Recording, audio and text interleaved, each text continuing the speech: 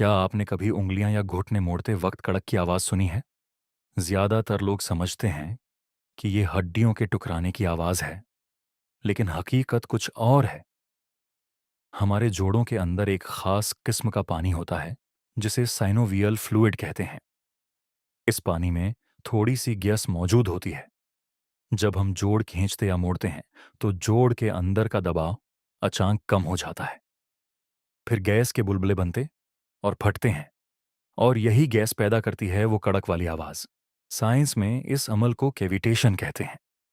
अच्छी खबर यह है कि आम तौर पर जॉइंट क्रैकिंग खतरनाक नहीं होती, लेकिन अगर आवाज के साथ दर्द, सूजन या अकड़ाव भी हो, तो ये जोड़ों के मसले की अलामत हो सकती है।